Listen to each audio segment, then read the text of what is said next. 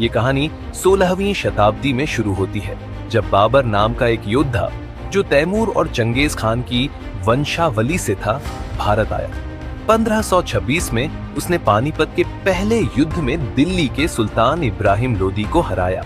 इस जीत के साथ ही उसने मुगल साम्राज्य की नींव रखी। बाबर सिर्फ एक योद्धा नहीं था, बल्कि एक कवि और कला प्रेमी भी था। मगर उसका शासन लंबा नहीं चला और 1530 में उसकी मौत हो गई। इसके बाद गद्दी संभाली उसके बेटे हुमायूं ने। अब हुमायूं की कहानी सुनो। उसने शेर शाह सूरी से युद्ध किया और हार गया। उसे अफगानिस्तान तक भागना पड़ा। लेकिन कहते हैं असली राजा वही होता है जो हार के बाद भी वापसी करे। हुमायूं ने ठीक ऐसा ही किया। कई सालों बाद उसने अपना साम्राज्य फिर से हासिल किया, मगर दुर्भाग्य से वो ज्यादा समय तक राज नहीं कर सका। फिर आता है मुगल साम्राज्य का सबसे सुनहरा अध्याय, अकबर का शासन। अकबर सिर्फ एक योद्धा नहीं, बल्कि दूरदर्शी नेता था। उसने हिंदुस्तान को एकजुट करने के लिए सुलह कुल की नीति अपनाई। अकबर ने हिंदू और मुस्लिम समुदायों के बीच सौहार्द बढ़ाने की कोशिश की, और उसका दीन ए इलाही, हाँ, वो इतना सफल नहीं हुआ, लेकिन उसने ये दिखाया कि वो सभी धर्मों को समझने और अपनाने का प्रयास कर रहा था। अकबर के शासनकाल में कला, वास्तुकला और साहित्य खूब फले फूले।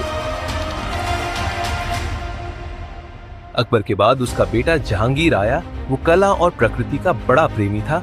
उसके समय में मुगल पेंटिंग्स को काफी बढ़ावा मिला। उसके बाद आया शाहजहां।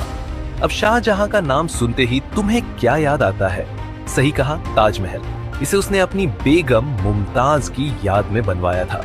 शाहजहां के द्वार को मुगल वास्तुकला का स्वर्ण युग कहते हैं, लेकिन शाहजहां के आखिरी दिन अच्छे नहीं थे।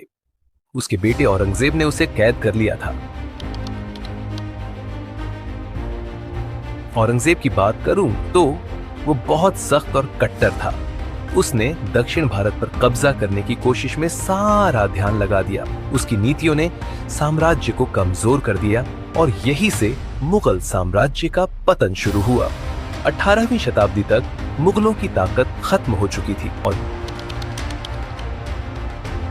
फिर 1557 की क्रांति के बाद आखिरी मुगल बादशाह बहादुर शाह जफर को अंग्रेजों ने गद्दी से हटा दिया।